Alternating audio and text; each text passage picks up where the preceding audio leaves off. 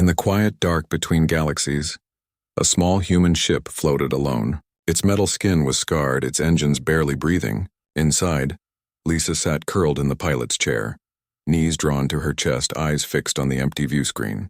Earth was gone. Not just broken, gone. Swallowed by fire when the Cathari came. She had watched it burn from orbit, helpless, screaming into a comm system that no one answered. Now, weeks later, she drifted, low on power, lower on hope. She was the last, or so she believed. Outside, the stars blinked cold and distant. Then something changed. The void shimmered, not with light, but with presence. A shape emerged from nothingness, smooth and silver, curving like a seashell grown from moonlight. It made no sound, yet Lisa felt its hum in her bones. Her heart jumped. She braced for attack, but instead of weapons, a soft blue beam reached out and wrapped around her ship like a gentle hand. No warning, no threat, just lift. The next thing she knew, she stood on a floor that felt warm beneath her boots, though it looked like glass. The air smelled clean, like rain after a long drought. Around her, walls pulsed faintly with golden veins, breathing slowly as if the ship itself were alive. Before her stood a woman unlike any she had ever seen. Tall and poised, her skin was deep black, shimmering with fine silver lines that glowed when she moved. Her eyes were large, golden, and held centuries in their gaze. Her hair flowed like ink in water, shifting without wind. She wore a robe that seemed spun from twilight, simple yet regal. She did not speak at first. She only watched Lisa with a stillness that felt heavier than words. "You are human," the woman finally said. Her voice was calm, smooth as river stone, but carried a weight that made Lisa's chest tighten. "Yes," Lisa answered, her voice rough from disuse. "Last one, probably." The woman tilted her head slightly. "Why did you not flee deeper into your system? Your records show you had warning." Lisa gave a dry laugh. "Where to? Mars's dust. The moon's a crater. Your people, your kind, burned everything. I had nowhere left to run." "My people did not burn your world," the woman said, her tone firm but not angry. Lisa stared. "What?" "The Cathari are not Valen. They are scavengers. Thieves of war. They used our old paths, our forgotten beacons, to find you. They wear our name like a mask to frighten you, but we have been watching." Silently, waiting. Lisa's legs trembled. She leaned against a wall that warmed under her touch. "All this time, we thought you were the monsters." "We are not monsters," the woman said, "but we are not saviors either. You must prove you are worth saving." Her name was Zara, Princess of the Valen, a race older than human history, keepers of peace across 1,000 worlds. The Valen had long ago chosen stillness over storm, harmony over passion. They lived without war, without greed, without touch. Among them, emotion was a relic, a dangerous echo of a time that nearly destroyed them. They spoke with minds, not hearts. Yet Lisa was different. She cried when she remembered her dog. She laughed too loud at old jokes. She hugged herself when cold, and once, without thinking, she reached out to touch a glowing flower in the ship's garden, and gasped when it bloomed brighter under her fingers. The Valen watched her with quiet curiosity. Some whispered she was unstable. Others called her a ghost of a dead species. Only Zara stayed near. She walked with Lisa through the memory gardens where trees grew from light and leaves whispered forgotten songs. She listened as Lisa spoke of snowmen, birthday candles, and the way her mother used to hum while cooking pancakes. "Why do you hold on to pain?" Zara asked one evening as they sat by a pool that reflected not their faces but their thoughts. "Because it's part of me," Lisa said. "If I forget the pain, I forget the love that came with it." Zara was silent for a long time. Then she said, "We Valen erased pain, and in doing so, we lost love too. Do you miss it?" Lisa asked. Zara looked away. "I did not know what I was missing until I met you." Weeks passed. The ship sailed through silent space, carrying two souls from different worlds. Lisa taught Zara how to smile with her mouth, not just her eyes. Zara showed Lisa how to listen to the stars, not with ears, but with stillness. A bond grew, quiet but deep, like roots beneath soil. Then came the day everything changed. Alarms sang through the ship, not harsh, but urgent. Red light pulsed along the walls. Zara appeared in the doorway of Lisa's quarters, her golden eyes wide. "They found us," she said. "Who?" "The Cathari. They tracked our energy signature. They know we broke the law by sheltering you." "What law?" "The law of non-interference. We do not involve ourselves in the fates of younger species. By saving you, we invited chaos. So what happens now? Zara's voice dropped. They will not just attack. They will erase us. And you with us, Lisa stood. Then we fight, we do not fight. We endure, but this is different. They come with hatred, and hatred does not reason. Zara led Lisa to the bridge. On the main screen, dozens of jagged black ships swarmed like insects, their hulls bristling with weapons. The Cathari, the destroyers of Earth. You must leave, Zara said, pulling up a small pod on the console. It is coded to Europa. There is a hidden human colony beneath the ice. Survivors. You can lead them. No, Lisa said. I'm not leaving you, you must. Humanity lives through you, and if you die, what happens to the Velan? To the hope that you can change? Zara looked at her, truly looked. In that moment, Lisa saw fear in those golden eyes, not for herself but for Lisa. There is another way, Zara whispered. But it is forbidden, ancient, dangerous. What is it? The bond, the true bond. Not just minds, but souls. It requires touch, real, full touch. Skin to skin, heart to heart. Once joined, we cannot be separated. If one dies, the other fades. But together, we become more than we are, stronger, brighter. Lisa didn't hesitate. Do it, Zara's breath caught. You do not understand. It is not just joining.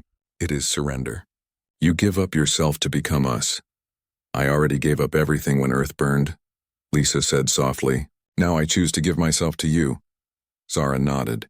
Tears, golden and slow, rolled down her cheeks. She took Lisa's hands in hers. The moment their palms met, light exploded. Not blinding, but warm, like dawn breaking over a new world. Silver and gold swirled around them. The ship groaned, not in pain, but in awakening. Every wall, every panel, every leaf in the garden glowed in response. Outside, the Cathari ships faltered.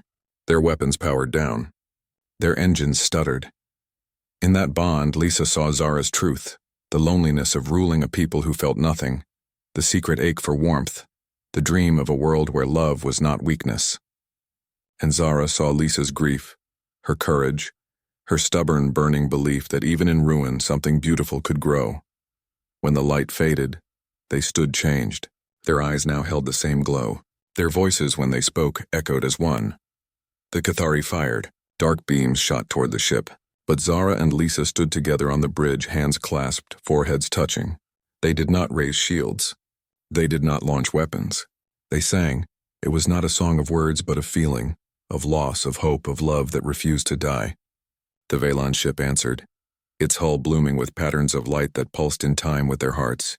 The Cathari weapons shattered against an invisible wall woven not from metal, but from emotion. Something they had never faced. They knew fear, rage, hunger, but love. It unraveled their machines, confused their minds, broke their will.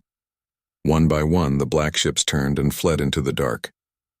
Silence returned. The ship hummed softly, content. On the view screen, the Velan Council appeared, elders with faces like carved stone. You have broken our oldest law, the eldest said, his voice like dry leaves. Yes, Zara replied, and in breaking it, we saved you. The Cathari feared our unity. They will not return. The council was silent. Then slowly the eldest bowed his head. Perhaps the law was wrong. In the days that followed, plans were made, not for hiding, but for healing. Lisa and Zara would seek the scattered humans, not just on Europa, but on forgotten outposts and hidden vaults. They would awaken the Velan from their emotional sleep, teach them that feeling was not failure, but strength. One night, as they stood in the observation dome watching a nebula swirl in colors no human eye had ever seen, Zara turned to Lisa. Her voice was soft, almost shy.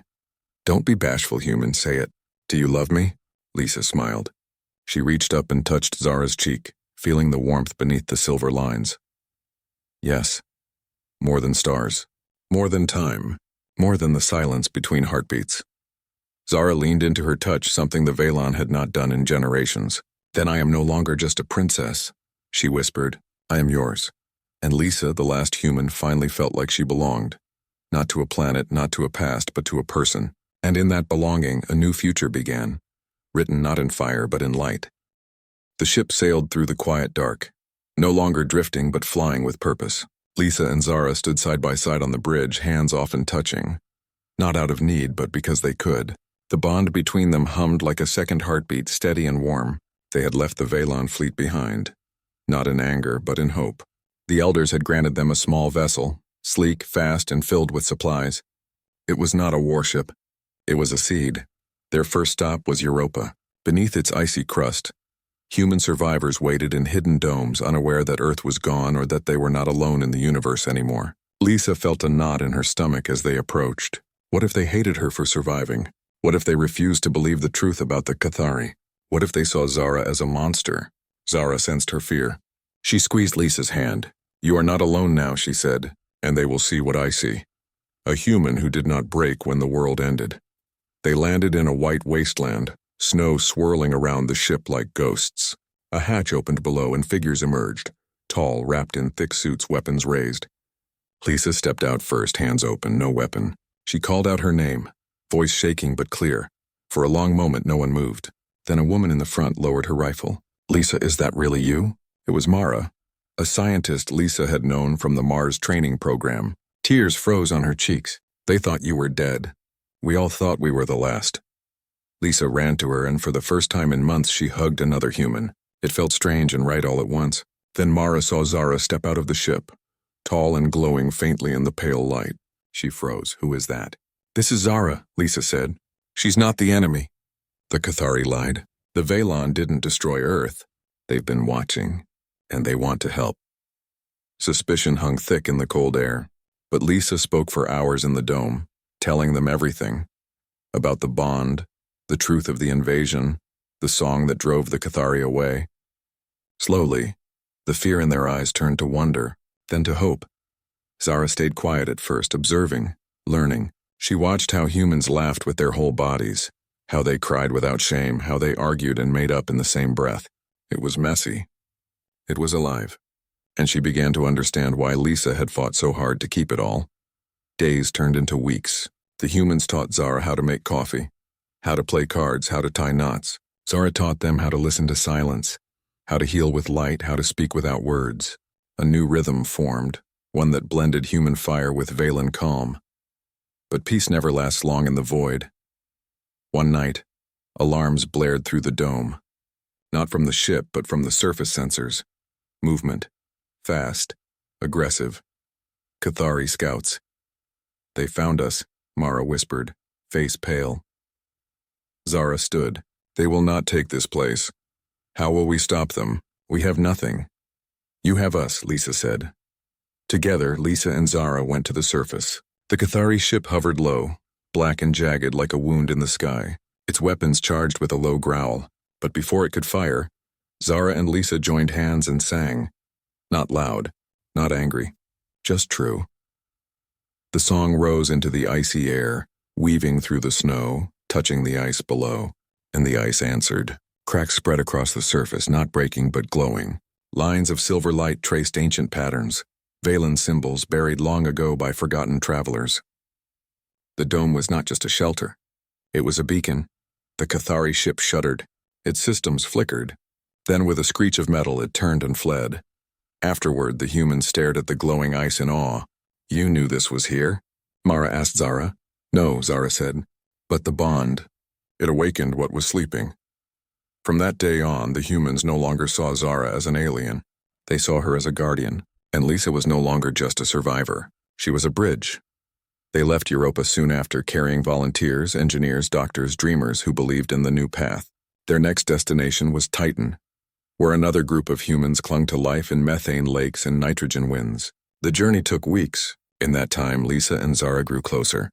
Not just through the bond, but through choice. They shared meals, stories, quiet moments watching the stars. One evening, Lisa asked a question that had haunted her. "What happens if the bond breaks?" Zara looked at her, golden eyes soft. "It cannot break. Not unless one of us chooses to let go, and I will never choose that. But what if I change? What if I'm not enough?" "You are more than enough," Zara said. "You taught my people that feeling is not weakness. You gave me courage to be more than a princess. You are my home now." Lisa cried then, not from sadness but from relief. She had spent so long believing she was broken that survival meant being hard. But with Zara, she could be soft and strong at the same time. On Titan, they found chaos. The humans there had turned on each other. fighting over fuel, food, oxygen. Trust was gone. When Lisa and Zara landed, they were met with gunfire. Zara raised a hand, not in defense but in peace. Lisa stepped forward unarmed. She spoke not as a leader but as someone who had been lost too. "We were like you," she said. "Angry, afraid, alone. But we found something better. Not a weapon, not a shield. Each other. It took days. But slowly, the fighting stopped. Zara used the bond to project calm into the air, a gentle pressure that eased rage. Lisa listened to every story, every wound. And together, they helped the Titan group rebuild. Not just their systems, but their trust. Word began to spread across the scattered human outposts. The last human lived, and she walked with a Valen who sang with her. Ships that once hid in shadows now sent signals, hopeful, curious. But not all news was good. A message came from deep space coded in Old Valen script. It was from the High Council. The Cathari had gathered a massive fleet, not to attack humans but the Valen homeworld. They claimed the Valen had broken cosmic law by bonding with a lesser species. They called it corruption. They demanded punishment or war. Zara read the message in silence. Her face gave nothing away, but Lisa felt the tremor in their shared pulse. "They are coming for us," Zara said finally. "Then we meet them," Lisa replied. "Not just us, all of us, the humans, the Valen, everyone who believes in something better." Zara looked at her, surprised. "You would ask your people to fight for mine. I would ask them to stand with yours, not to kill, but to show that love is stronger than fear." Plans formed quickly. The human outposts sent what ships they could. Old freighters, patched up scouts, even mining rigs armed with jury-rigged lasers. The Valen, stirred by the bond's echo across their network, began to awaken. Young Valen, tired of silence, volunteered to join. For the first time in centuries, their ships carried not just logic, but heart. The final stand would happen at the Rift of Aelin, a place where space folded thin, perfect for a trap. Lisa and Zara led the fleet, not from the front, but from the center. They were not generals. They were symbols. The day came, the sky filled with black Cathari ships, hundreds of them, sharp and hungry. The Allied fleet was smaller, ragged, but bright with color, human flags, Valen light weaves, symbols of unity painted on hulls. The battle began not with fire, but with song. Lisa and Zara stood on the bridge of their ship, hands clasped, voices rising together. The humans played music over comms, old songs of hope, of home. The Valen added their hum, deep and resonant. The sound spread through space, not as noise, but as presence. The Cathari weapons fired, but their beams bent away, as if repelled by an invisible tide. Their ship stuttered. Pilots screamed as their minds were flooded, not with pain, but with feeling. Memories they had buried, loves they had lost. The Cathari were not born monsters. They had chosen to be, and now faced with raw, unfiltered emotion, their choice cracked. One by one, Cathari ships powered down. Some turned away. Others simply floated, silent. The leader's ship remained, hovering like a storm cloud. Then a voice crackled over the comms. It was rough, broken. "What is this?" "It is love," Zara answered. "Something you forgot." Silence. Then the ship's weapons retracted. The leader stepped onto the hull in a pressure suit, face hidden behind dark glass. He looked at the small human and the glowing Valen. "We were told feeling makes you weak," he said. "We were told the same," Lisa replied, "but we learned it makes you brave." The Cathari leader removed his helmet. His face was scarred, eyes tired. Maybe we were wrong. In that moment, the war ended, not with victory, but with understanding. Afterward, the fleets gathered not as enemies, but as witnesses. The Valen Council arrived not to judge, but to learn. The humans shared food. The Cathari shared stories of their own lost worlds. And Lisa and Zara stood in the center, quiet, holding hands. Back on their ship, as the stars turned slowly outside, Zara turned to Lisa. "You changed everything," she said. "No." Lisa smiled. "We did." And in that simple truth, the universe felt a little less lonely. Centuries flowed like rivers through the stars, and the name Lisa became more than memory. It became myth, then truth again. Her story was told in schools on Titan, sung in Valen nurseries carved into Cathari stone halls. But myths fade if no one lives them. And so, long after her body turned to starlight, her spirit walked again, not in her form but in others. Zara never aged as humans did, but time changed her all the same. Her golden eyes held deeper stillness. Her voice carried the weight of countless goodbyes. Yet she never stopped sailing the whisper of dawn. She visited new colonies born from the Alliance, watched children of 3 species play tag in orbital gardens, and always carried a small blue flower pressed in a silver locket. One cycle, while docking at a remote station near the Helix Nebula, she met a girl. Her name was Claire, 10 years old, human with wild curls and eyes too old for her face. She lived with her Cathari guardian, a former soldier named Rael who had fought at Alon. Claire had no parents, lost in a mining accident, but she had questions. Too many, Rael said with a tired smile. She found Zara in the station's memory garden where holograms of Earth bloomed in silent loops. Claire stood before a projection of fireflies, mouth open. "Are they real?" she asked without turning. Once, Zara said softly, "Can I see them?" "Not as they were. But we can make something like them." Claire finally looked at her. "You're her, aren't you? The one who loved Lisa?" Zara nodded. "I am." Claire stepped closer. "Do you miss her?" "Every day." "Then why do you keep going?" "Because she would want me to." Claire was quiet. "My mom used to say, love doesn't end. It just changes shape." Zara's breath caught. "Yes, that is true." From that day, Claire followed Zara like a shadow. She asked about Earth, about the bond, about what it felt like to hold someone's soul in your hands. Zara answered honestly, never softening the pain, never hiding the joy. Rael watched with cautious hope. He had seen too many orphans harden into soldiers. But Claire, she asked about kindness like it was a skill to learn. When Zara prepared to leave, Claire stood at the ramp of the Whisper of Dawn, small bag in hand. "Can I come with you?" she asked. Zara knelt. "This life is not easy. It is full of goodbyes." "I know," Claire said, "but it's also full of hellos. And I want to say them with you." Rael nodded from behind. "She's yours if you'll have her." So Claire came aboard. At first she was quiet, watching Zara tend the firefly garden, listening to old songs hummed in the dark. Then she began to help, watering plants, cleaning panels, asking endless questions. Slowly the ship filled with laughter again. One night, as they passed through a cloud of cosmic dust that glittered like sugar, Claire asked the question Zara had waited for. "Will you bond with me?" Zara looked at her, surprised. "Not like that, child. The bond is for equals, for souls who choose each other as partners. You are like a daughter to me." "Oh," Claire said, relieved. "Good, because I don't want to share your heart. I just want to learn how to grow my own." Zara smiled. "That you already do." Years passed. Claire grew tall, sharp-minded, gentle-hearted. She learned Valen healing, Cathari navigation, human poetry. She spoke 3 languages before she was 15, and she never stopped asking why. Why do we help those who hurt us? Why do we plant gardens on dead worlds? Why do we sing when we're afraid? Zara always answered the same. Because it is who we choose to be. When Claire turned 18, she stood on the bridge and made her choice. "I want to start my own ship," she said, "not to replace yours, but to carry the song farther." Zara felt the old ache, the pride, the fear, the love. She nodded. "What will you call it?" "Second Dawn," Claire said. The day Claire left, Zara gave her the silver locket with the blue flower and a seed from the firefly garden. "Plant it where hope is thin," Zara said. "I will." They hugged, a human gesture Zara had once found strange, now her favorite. Then Claire boarded her ship, waved once, and flew into the light. Zara watched until she was gone. Then she turned back to her own ship, not empty but full of new purpose. She began training others, not just humans but young Valen who longed to feel.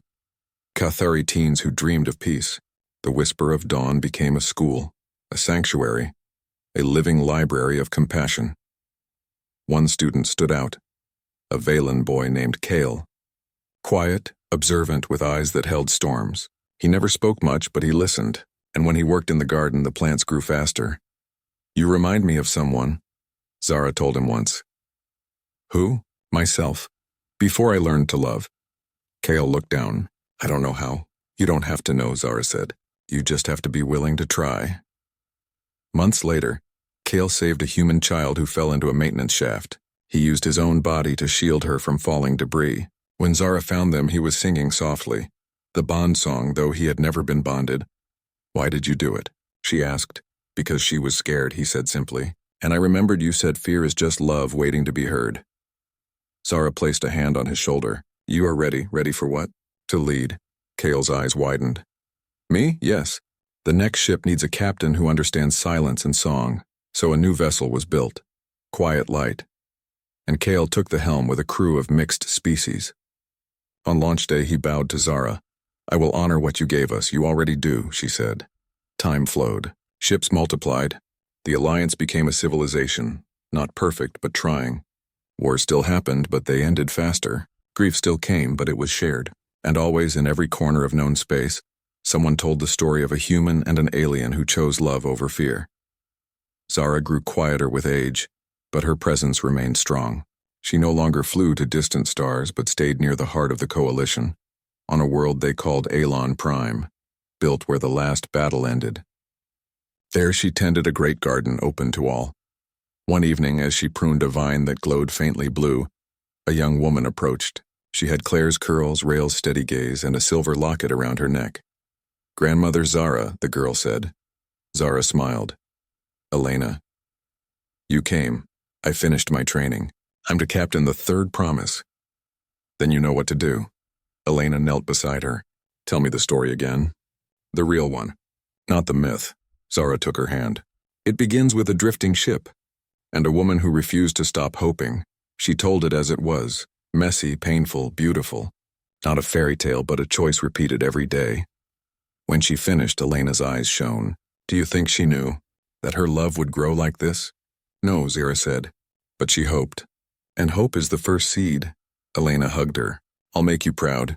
You already have. After Elena left, Zara sat alone in the garden as dusk fell. Fireflies, real ones bioengineered from Earth's last DNA, blinked around her. The stars came out one by one. She closed her eyes and sang the Bond song soft and low. Somewhere across time and light, she felt a hand in hers. Not gone. Never gone, just changed. And in that quiet moment, Zara knew her work was done. Not because peace was perfect, but because it was alive in Claire's courage, in Kale's kindness, in Elena's hope, in every child who chose to plant a garden instead of a weapon. She stood, brushed the soil from her robe, and walked slowly back to her home. The path was lit by fireflies, each one a tiny echo of a love that refused to die. The universe was vast, dark, and full of wonder, but here in this small garden on a once broken world, it felt like home. And Zara, the alien princess who learned to love a human, finally let herself rest, not in sorrow, but in peace, knowing the song would go on. Years had passed since the first song broke the silence of war. The alliance of humans, Veylan and Cathari, had grown into something new, a coalition not of treaties but of trust. Cities bloomed on dead moons. Farms stretched across red plains. Schools taught children in 3 tongues. And at the heart of it all, Lisa and Zara moved like quiet currents, mending what was torn, lighting what was dark. Their ship, once a refugee vessel, now carried the name, Whisper of Dawn. It was no longer just theirs. It belonged to anyone who needed passage, healing, or hope. They rarely stayed in one place long. There was always another outpost, another soul lost in the echo of old pain. But peace, even the deepest kind, cannot shield against time. Lisa began to feel it first, a stiffness in her joints, a slower step, a breath that did not come as easy. She said nothing at first. She hid it behind smiles and busy hands. But Zara felt it through the bond. The rhythm of Lisa's heart had changed, not broken but aging. One morning, as they floated near a ringed world where human children played in zero-G gardens, Zara turned to Lisa. You are tired, she said. Just a little, Lisa replied, rubbing her wrist. You are human, Zara said softly. Your body has limits, mine does not. Lisa looked away. I know, Zara took her hand. The bond ties our souls, not our forms. When your body fades, mine will not follow, but my heart will. Lisa's eyes filled. I don't want you to be alone again. You will not leave me alone, Zara said. You will live in every child who learns kindness, in every song we taught, in every garden that glows like fireflies. You are already part of forever. Still, the truth settled between them like dust in sunlight. Lisa would not live as long as Zara. And that knowledge changed how they moved through the days. They lingered longer in quiet moments. They held hands not just for strength but for memory. They returned to Earth, Not the earth of fire and ruin, but one slowly healing. Oceans had cooled. Forests pushed through cracked concrete.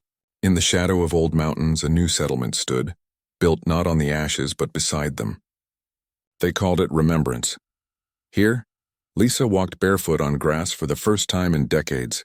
She cried when she saw a bird, small, brown, ordinary, flutter from a tree. Zara watched her, heart aching with joy and sorrow. They stayed for weeks. Lisa taught the children stories of the old world, of libraries, of bicycles, of rain on rooftops. Zara taught them how to listen to the wind, how to feel the pulse of the planet beneath their feet. Together they showed them that the past was not a chain but a seed. One evening an old woman approached them. Her face was lined, her hair white, but her eyes were sharp. She bowed slightly. "I knew you once," she said to Lisa, "before the fall. You worked in the orbital nursery. You saved my daughter's seedling when the vents failed." Lisa stared. "Marla, is that you?" The woman smiled. "I thought you were gone." "We all did." They sat by a small fire, sharing tea made from mint that grew wild in the ruins. Marla spoke of survival, of loss, of the day the sky burned. Lisa listened, not as a hero, but as a friend who had walked the same road. Before she left, Marla pressed a small box into Lisa's hand. Inside was a dried flower, blue, fragile, from Earth's last spring. "Keep it," Marla said, "so you never forget this world loved you too." Lisa held it to her chest and wept. As the seasons turned, Lisa's steps grew slower. She no longer climbed the hills with Zara, but sat beneath trees and watched the clouds. Zara never left her side. She read to her from old books, sang the bond song in soft tones, brushed her hair each night. The coalition noticed. Messages came from across the stars, not of crisis but of love. Children sent drawings. Elders sent blessings. Even Vorak, now head of the Peace Academy, sent a flute carved from moonwood. "You built this," Zara whispered one night, holding Lisa as she slept. "No," Lisa murmured, half awake. "We did." Their final journey was not to a distant star, but inward. They returned to the whisper of dawn and sailed to a quiet place between galaxies where no wars had ever reached. Here the stars were soft, the silence deep but kind. Lisa's breathing grew shallow. She lay on a bed woven from living vines, wrapped in a blanket stitched by human, Valen, and Cathari hands. Zara held her, forehead pressed to hers, the bond humming its last sweet note. "Don't be bashful, human," Zara whispered, echoing words from long ago. "Say it. Do you love me?" Lisa smiled, eyes half closed. "Yes, more than stars, more than time. More than the silence between heartbeats." Zara kissed her brow. "Then rest, my love. I will carry you." Lisa's breath slowed, then stopped. The ship did not alarm. No lights flashed. Only a soft golden glow spread from the room, filling every corridor, every garden, every corner where they had laughed and dreamed. Outside, the stars seemed to bow.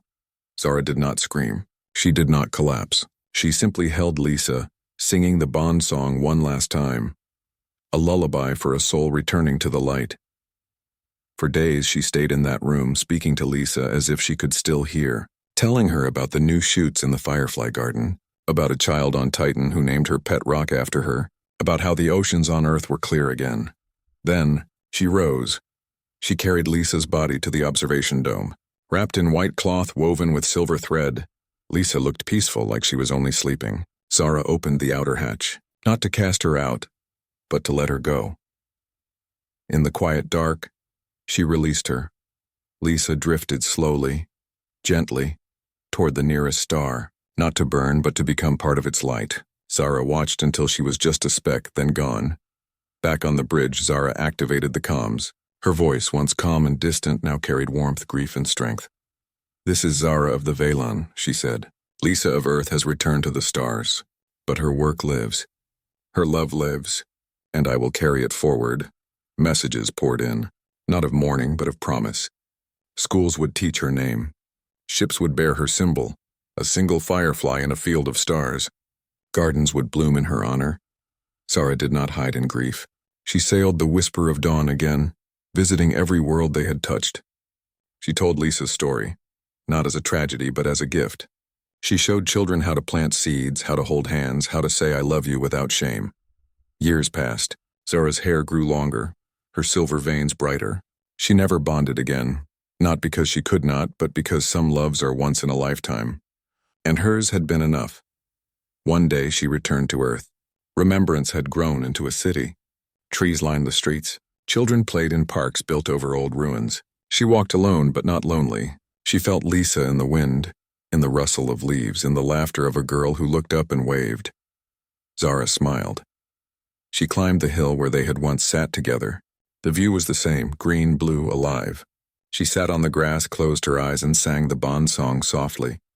A breeze stirred. The grass swayed. And for a moment, just a moment, she felt a hand in hers.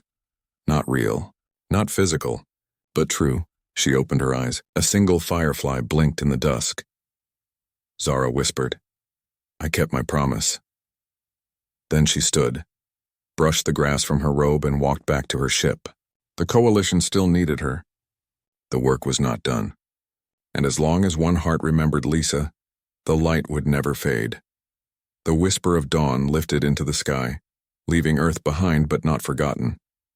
Ahead lay new worlds, new wounds, new hopes, and Zara, the alien princess who learned to love, would meet them all with open hands and a heart that still beat for two. In the quiet dark between stars, the ship sailed on, carrying not just a woman, but a legacy, simple, human, and full of grace. Months passed since the rift of Aelin. Peace did not come all at once, but it grew like moss on stone, slow, quiet, sure. Lisa and Zara traveled from world to world, not as warriors, but as weavers. They stitched together broken pieces. Human outposts, Valan enclaves, even Cathari clans who chose to lay down their weapons. Their ship, once small and scarred, now carried gardens on its walls and laughter in its halls. They visited Mars first, not the dead red desert Lisa remembered, but a place of green shoots pushing through cracked domes. Survivors had returned, planting seeds brought from Earth's last vaults. When Lisa stepped onto the rust-colored soil, she knelt and pressed her palm to the ground. It was warm, alive. Zara stood behind her, silent, letting her grieve and heal. Next came the belt colonies, tiny habitats clinging to asteroids, filled with miners who had never seen oceans but dreamed of them. They welcomed Lisa like a sister, Zara like a myth made real. Children ran to touch Zara's silver-veined skin, giggling when it glowed under their fingers. Zara, who once feared touch, now smiled and let them. But not all was calm. Rumors spread of a splinter group, Cathari, who refused the peace. They called themselves the Pure, and they believed emotion was a disease. They had stolen old Valan war cores, devices that could drain feeling from entire planets. Their leader was a former Cathari general named Vorak, scarred not just in body but in soul. He had lost his family in the early wars and blamed compassion for their deaths. Lisa heard the news while tending hydroponic vines on a station near Neptune. Her hand stilled. Zara felt the shift through their bond. "You fear him?" Zara said. "Not him," Lisa replied. "I fear what he might do to the peace we built." They tracked Vorak to a dead moon orbiting a gas giant. The place had no name, only ruins of an old mining operation. His ship sat in the crater like a black tooth. No lights, no signals, just silence. "We go alone," Lisa said. "If we bring an army, he'll see it as proof we're no different." Zara agreed. They landed under pale light, boots crunching on frozen dust. The air was thin, cold. They walked toward the ship, hands clasped, not for strength, but for truth. Vorak waited at the ramp, tall, hunched, eyes burning with old pain. "You come to preach, human?" He growled. "No," Lisa said. "I come to listen." He laughed, bitter. "There is nothing to hear, only weakness dressed as virtue." "Then tell me your pain," Lisa said softly. "Not as a general. As a father. As a husband." Vorak froze. "How did you— We found your records. Before the wars you taught music. Your daughter played the flute." Tears welled in his eyes, but he blinked them away. "That life is ash, maybe," Lisa said. "But ash can feed new growth." Zara stepped forward. "You think feeling made you weak, but it was your refusal to feel that made you cruel. Grief is not the enemy. Numbness is." Vorak's hand twitched toward a weapon, then stopped. He looked at Lisa, really looked. "You are just one woman. How can you carry so much?" "Because I don't carry it alone," she said, glancing at Zara. Silence stretched. Then slowly Vorak lowered his head. "The war cores? They are hidden in the lower tunnels. I never used them, I just wanted to believe I could. Why? Because if feeling is real, then my daughter's love was real, and losing her hurts too much." Lisa stepped closer. "It's okay to hurt, but don't let the hurt steal your future too." Vorak wept then, great heaving sobs that echoed in the empty crater. Zara placed a hand on his shoulder, a gesture no Valen had made in centuries, and in that touch, something broke open inside him. They took the war cores and destroyed them, not with fire, but by singing them apart. The devices unraveled into light, harmless, returning to the stars. After that, Vorik joined them, not as a soldier, but as a teacher. He began teaching music again, first to Cathari children, then to humans, then to Valen. The sound of flutes filled the void where silence once ruled.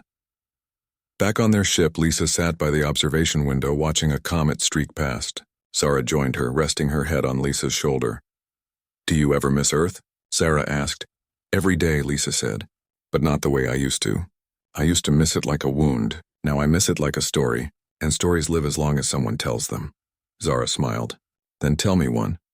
Lisa told her about fireflies, how they glowed in summer fields, how kids would catch them in jars, how they blinked like tiny stars fall into grass. Zara listened, eyes wide as if hearing magic. "I wish I could see them," Zara said. "You will," Lisa promised. "We'll build a garden that glows like fireflies, right here on this ship," and they did. Using Valen biolight and human memory, they grew a chamber where soft golden lights pulsed in rhythm, rising and falling like breathing. When they walked through it, it felt like walking through a summer night on Earth. Time flowed. The alliance grew stronger. Humans learned to calm their rage. Valen learned to cry. Cathari learned to trust. And at the center of it all were Lisa and Zara, quiet, steady, loving. But change always brings new questions. One evening, a young Valen named Nira came to their ship. She was barely past her first cycle, eyes bright with questions. She bowed low. "Princess Zara," she said, "I have felt the bond song through the network. It calls to me, but I have no human to join with. Am I less?" Zara knelt, something no royal had done in memory. "You are not less, Nira. The bond is not about species. It is about truth. If your heart finds its match, human Cathari, even another Valen, and you choose to share your soul, that is the bond." Nira's eyes widened. "Even another Valen? Why not?" Zara said. "Love is not limited by form." That night, Zara spoke to the council. New laws were written, not rules of restriction, but paths of choice. The Valen would no longer suppress feeling. They would guide it, teach it, honor it. Lisa watched from the doorway, heart full. "You're changing your whole world," she said. "No," Zara replied. "We are remembering it." Their journey took them to the edge of known space where no signals had ever reached. There they found a derelict ship, human, ancient, drifting. Inside they discovered logs from the first deep space mission, lost centuries ago. The crew had died, but their final message played when Lisa touched the console. "To whoever finds this, we reached farther than we dreamed. We saw wonders. We were afraid. But we were together. Tell Earth we did not regret it," Lisa cried. Zara held her. They buried the ship in a nebula, wrapping it in light like a shroud. Then they named the nebula after the crew, Nova Elias for the captain who signed the log. As they flew away, Lisa felt a new kind of peace. Not the peace of safety, but the peace of purpose. They were not just saving what was left. They were building what could be. One night, as they floated in the Firefly Garden, Zara turned to Lisa. "Will it last?" she asked. "This peace?" "Not if we stop tending it," Lisa said. "But as long as someone chooses kindness over fear, it will grow. And if we are gone, then others will carry it. Like we carried Earth's memory." Zara took Lisa's hand. "I used to think forever was a burden. Now I think it is a gift, because it means I get to love you for all of it." Lisa leaned in, forehead to forehead, "And I get to love you back." Outside, the stars burned steady. Inside, two hearts beat as one. And in that simple truth, the universe felt whole.